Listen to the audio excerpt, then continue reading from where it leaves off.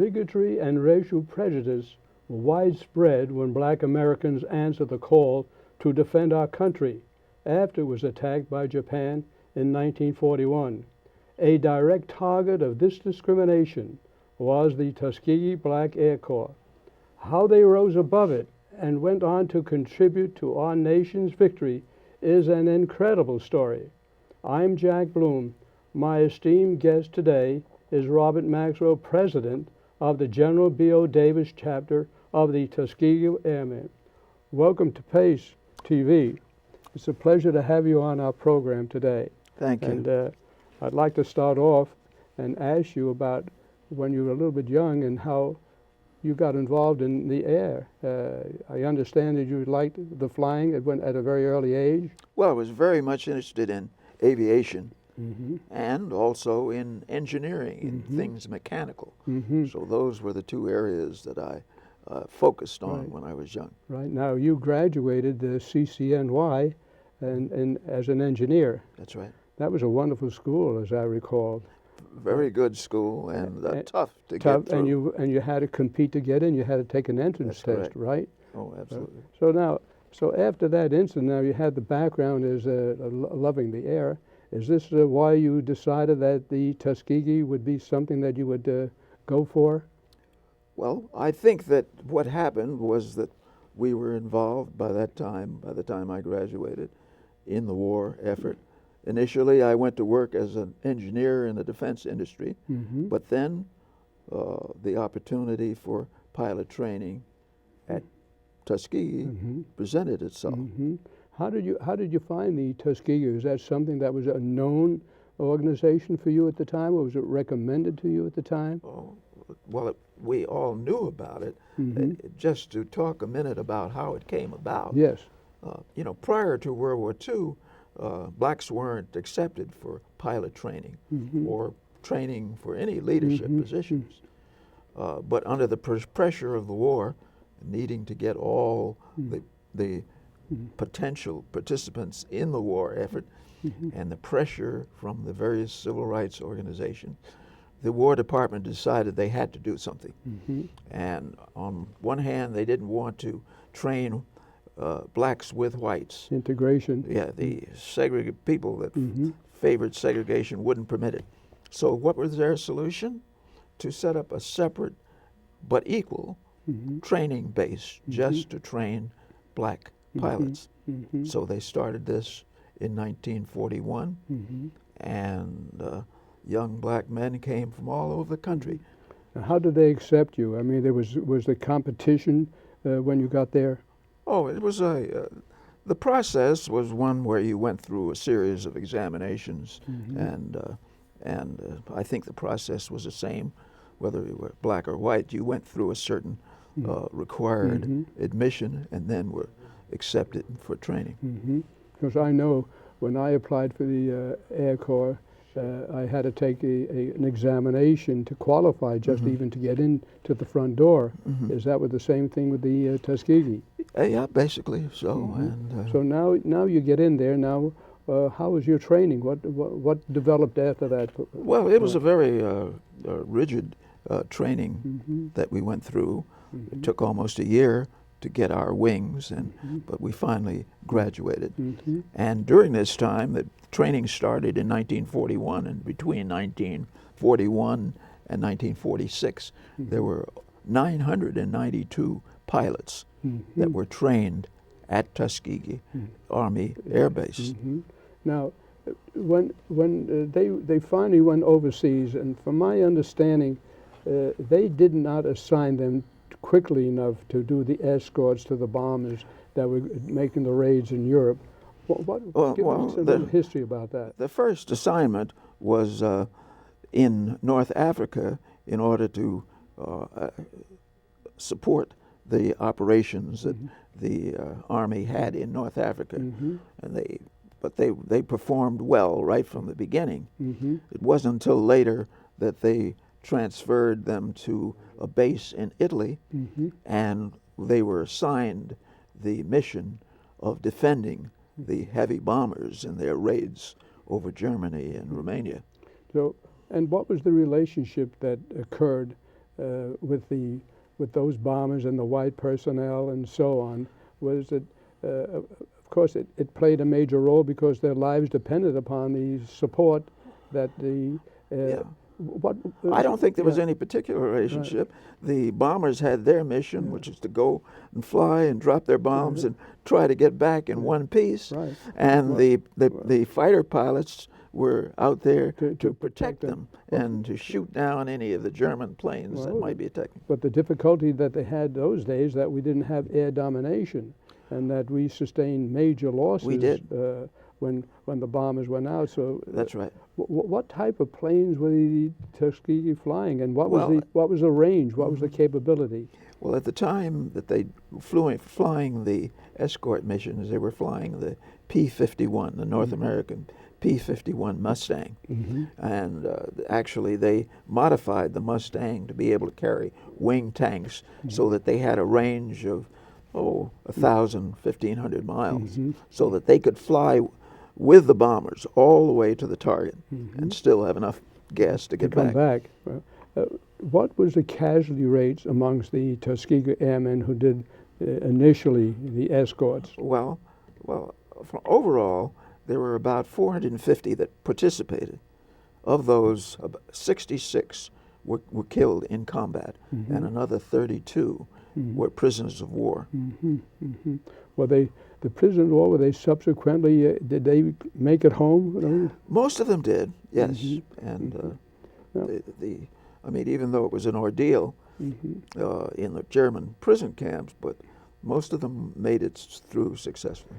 Do you think the fact that there was such terrible discrimination against blacks, particularly in the Tuskegee, did this sharpen or finally hone your job so you want to even be better than your counterparts?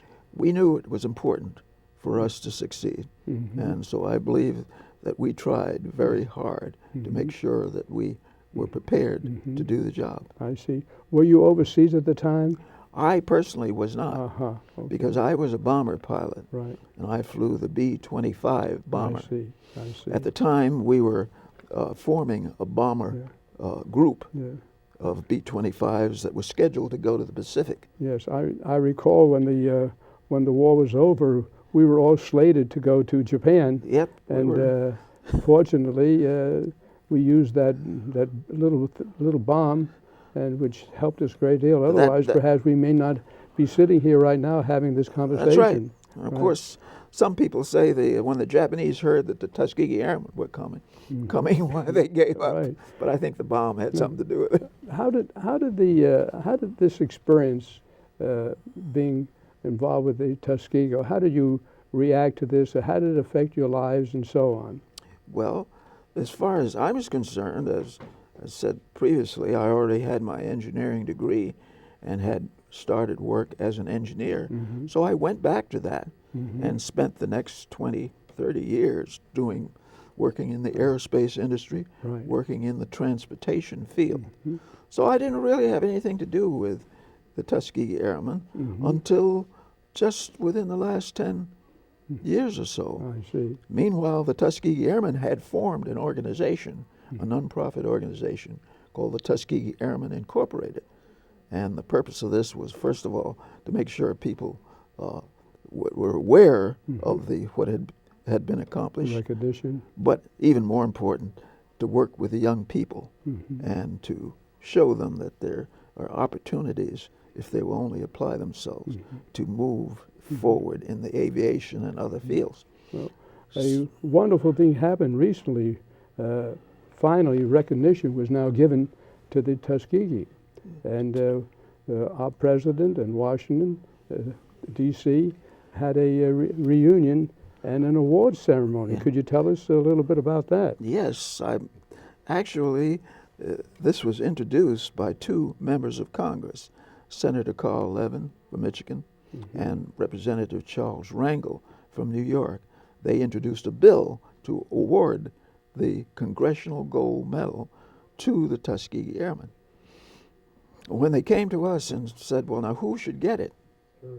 Well, we said everyone that participated in this training and the combat operations, regardless of whether they were pilots or not, the mechanics and the ground crew and all of the support people, they were an integral part of this success, and they should all get it. And so we identified some 300 individuals who were still living and could travel to Washington as the recipients for this medal. Well, that must have been quite an occasion. It was, and it was an awesome occasion. It was. We had the leaders of the Congress making presentations. We had General Colin Powell, former Secretary of State, making remarks, and it was just a wonderful ceremony. I know that President said that he said sometimes you salute the dead, but he was grateful that he saluted the people who are alive, to accept the salute and to accept the congratulations and for the long overdue the duties and the generosity and the bravery that the Tuskegee encountered. And, yes, it was a very great ceremony, and as Lee Archer, who was the ace and the combat pilot, said, well, it was a little late, but it was nice to get that recognition. Well, it took a lot of years, and I think that our country's finally realized, and while it took a lot of years to do that, but you know, there's nothing like acclamation and recognition. And That's right. The job that the Tuskegee did was unusual, so much so, as I recall, they weren't even saluted. The officers were not even saluted properly as they walked through and in their lives as an officer and so on. A number of incidents did occur like that, where even though they were officers and even though they had combat veterans, they were not given recognition. In fact, at several of the bases where they were stationed, they had an officers' club there, but they were prevented from entering the officers' club. Is that right? So those things were a little bit of a you know, I'd say annoyance. They really, most of the men that were subjected to this really resented the fact that they were not treated properly. But when they presented this during the ceremony, they had a program, and on the program for this event were these words, and I'd like to read them to you, if you would. Please share it with us. The program said, "On freedom's wings, bound for glory, these intrepid men roam the sky in defense of liberty for all men. Before the Air Force shattered the sound barrier, the Tuskegee Airmen shattered the race barrier. Their deeds will forever be etched in the annals of those who sought freedom and justice." Isn't that wonderful? Well, I thought that was very appropriate And for the this speech, ceremony. having read the speech that our president did about paving the way for future generations of black, which you actually opened up the door for young black people to get that acknowledgement and to have the opportunities now, which you fought for such a long time. Yes, I think that is one of the major results, was the fact that doors were open, and now the opportunities that are there, regardless of race, creed, ethnic background, the opportunity is there, and the message that we try to get out to the young people is, prepare yourself and go after those opportunities that exist. Well, what successes are you getting now? You know, we have a new generation. We have a new thinking process. We have young blacks, young American blacks today who have not gone through your experience, have never known that particular, while they feel prejudice, but they certainly don't feel it to the same degree as you have done. And their opportunities, when you think in terms, it's a difference of day to night when you think about it. So how have they responded? What is their attitude? When we go out and talk to them, their response has been very positive. And we like to think that we are making a difference to them. Just today, there's a news story on the wires of a young black man, 23 years old, who is flying solo around the world. He's started here in Florida. He's from Florida and flew over Europe. He's over the Middle East now, heading for India. Yeah. And, you know, the fact that he even would attempt to do such a thing, we're very pleased that he's doing that. Well, this is the year 2007 as compared to the year into the 40s, correct? That's right. Well, so actually, the feeling that because I love history, what I see is that this influence that occurred, the Tuskegee Airmen, the influence that they have rendered now, not only on the black young people, but on the entire black population, to show that the equality, the mentality, the training, and the expertise knows no discrimination. Yes. And that, to me, I saw very, very clearly. And I think, are you in any way making this so evident to young people? Do you go around to speak to clubs and associations and so on? Yes, that is a major part of our activity, is going around and talking to schools and boys and girls clubs and getting across to the young people that, you know, it's not going to be handed to you. You're going to have to prepare yourself. One of the famous people that came out of the Tuskegee experience was a fellow by the name of Chappie James, and he became a 4-star general. In the Air Corps? In the Air Corps, in the Air Force. Air Force. And he used to go out and talk to the young people, and he used to tell them that, you know, when we were down at Tuskegee, we were prepared, and we grabbed the ball and ran with it. And he says, what you need to do is to prepare yourself so that when your Tuskegee opportunity comes, you will be prepared and be able to grab the ball and run with it. Well, that's very exciting. What comes to my mind is that we do have ghettos today. We have young blacks today who find no destination and feel that society is passing them. They're involved in a culture, in many instances, that tie them down. Yes. And they can't go beyond that because of the constraints that they feel inward as well as outward. How can you reach these young black people to make them come into society, to be productive? Yes. And you know, we don't have the opportunity of a war, which to home them. What would you do with those youths? Well, the only thing that we're able to do is to go and talk with them. But you're absolutely right.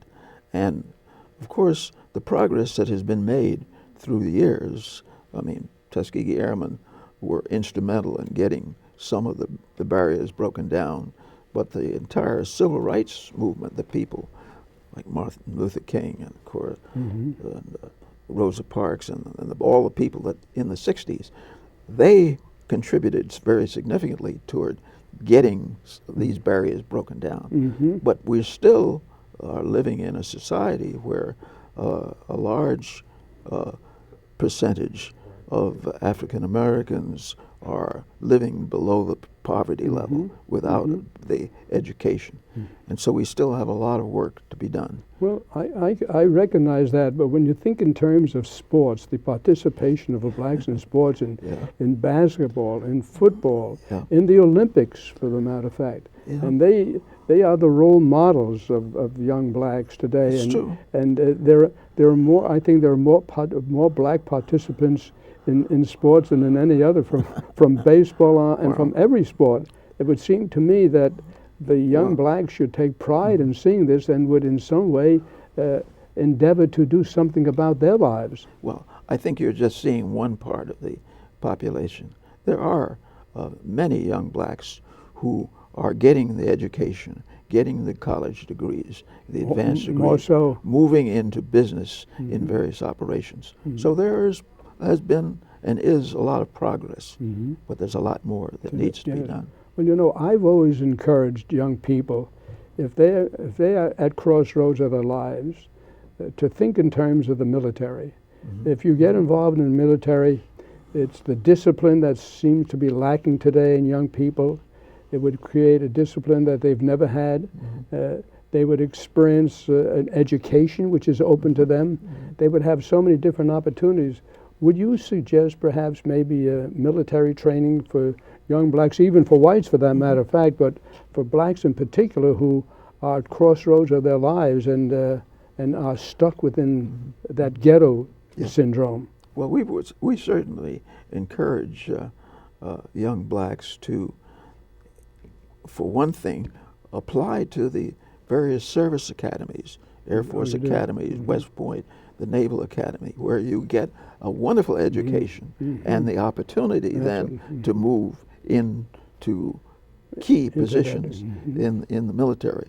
So there are those opportunities, and we try to encourage. We go and talk to a lot of the ROTC and junior ROTC groups and encourage them to stay with it, because that is one area of opportunity. So what you're saying then, the Tuskegee people today in your various chapters are concerned with the young element that is involved, the young blacks today, and how they can redirect their thinking process and their actions today. We are very concerned. Is this goes on through your entire chapters at this point in time? I think we're very concerned. And the various the Civil Rights Organization, the NAACP, and the Urban League are also very concerned about our young people and trying to get them on the proper paths. So that's our challenge today, is to try to do what we can to do that. Well, I think the awareness itself is great. The other day I was just reading an article about the cowboys, the black cowboys that fought with against the Indians and so on. Yeah. Now this is a history that people don't seem to know. Well, a lot of it didn't go into the history books, and in fact, one of at this ceremony that we had in Washington, I thought Colin Powell briefly reviewed the contribution that blacks had made down through the years from the Civil War on up. And when Teddy Roosevelt went up San Juan Hill, he had black soldiers there supporting him. They were part of the Rough Riders. That's right. So African Americans have played an important role in every war that this country has fought, and are playing an important role now today. But there's a lot of room for improvement, of course, increasing that potential. I think that the emphasis, history, you can't rewrite history if history was made already. And I think that if the young blacks today knew its history, I don't think they know the Rough Riders, the blacks that participated. I don't know whether they know the accomplishments, other than the fact that they feel in some way insecure. And I think history itself is well worthwhile learning. And if I had anything to do with the getting the information out to the blacks, the young people, that concerns me a great deal, because there's a huge population out there that's really not into the main society and it's at the sidelines, so to speak, and they have a lot to contribute. Yes. And I think part of the contribution that you've made with the Tuskegee to come into that arena completely discriminated against, and then be part of winning the war for our country in its contributions that were made. And that in itself should be so prideful to young people. And I don't know what else you can possibly do than to get that message out. And do you think that it's going on deaf ears, or do you think that you're making some form of an impact? I think we're making an impact. I think we are influencing them. But there's a large number of young people out there, so we've got a long way to go. Yeah. Well, do you think that you should have more representatives that go into the inner cities to articulate this message? Well, you're asking, what is the solution to this problem? I don't think we can come up with it in this short I don't think that discussion. we can do it here now, but I've often felt, because I love history, and you can't change history, but you certainly can utilize that history to take a lesson, both good and bad, of what it has to offer. And I think that's very true. And when you think of times of the Tuskegee and the men who came out, and what did they become? They became doctors and lawyers and scientists. And people, also they serve their communities in various ways. The mayor of Detroit, the secretary of transportation, the borough president of Manhattan. Absolutely. They've contributed significantly to their communities. Now, how we can get the great majority of the minority youth working towards those ends. You can only use that as an example. We have a limited amount of time now. I just want to say that it's been, for me, a privilege and a pleasure to have this conversation with you. In addition to being a Tuskegee Airman and your background and the fact that you started pretty early in life by recognizing what you had to do, and you did go into CCNY, which was at that time a very highly recognized college. It used to be called the poor man's Harvard. The poor man's Harvard. But look what happened to the generation. Look what that generation precipitated. When we all came out of World War II, we all went to school. We tried to elevate ourselves. We went into so many different things, and all these Tuskegee Airmen that I've met have been professional people. So I have to congratulate those men who served, those men who took it on the chin, and they became leaders and somebody that you had to be exceptionally grateful for. And the mark that was made on that will always be in our society. And the fact that you've just got this recognition, even though a little bit late, shows that everybody has recognized what you've done and how you've done and the sacrifices that you've made. Thank you again for sharing this most exciting part of your life. It's been a pleasure for me to have you as my guest.